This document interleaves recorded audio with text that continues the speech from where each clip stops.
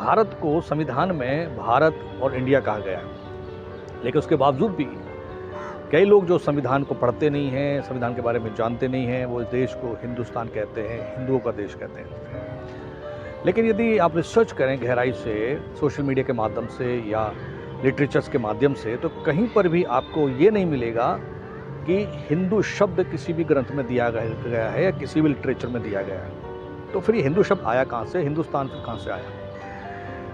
अक्सर जब आप खोजबीन करेंगे, रिसर्च करेंगे, तो 80 से 19% आपको जो जानकारी मिलेगी वो ये मिलेगी कि ईरान के लोगों ने सिंधु को हिंदू कहा क्योंकि वो सा का उच्चारण नहीं कर सकते थे, सा को हा बोलते थे, ये सप्ताह को हफ्ता बोला जाता है। तो मेरा कहना ये है कि यदि सिंधु को हिंदू किया जा सकता है, जो गलत हुआ है, तो जो चीज़ गलत हुई है उसको सही भी तो किया जा सकता है। जो सिंधु को हिंदू कहा गया, तो हिंदू को भी सिंधु किया जा सकता है।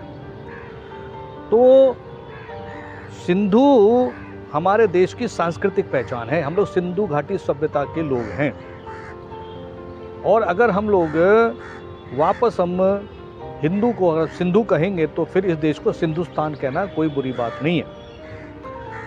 अगर हमको ये जानकारी स्पष्ट हो जाए कि हमारे देश का नाम क्या है, तो फिर देश के अंदर में वननेस आएगी, देश के अंदर में एकता आएगी। अब कोई तो इस देश को भारत कहता है, कोई इस देश को हिंदुस्तान कहता है, आर्यवर्त भी कहते थे।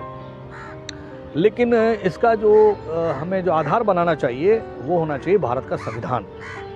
और किसी भी देश का जो संविधान होता है वहाँ के नागरिकों के लिए वो आदर का विषय होना चाहिए, उसमें उनकी श्रद्धा होना चाहिए, उसमें उनका विश्वास होना चाहिए। जब हमारे देश का संविधान ये कह रहा है कि इंडिया दैट इज़ भारत, इस देश का नाम भारत है और इंग्लिश में इसका नाम इंडिया है।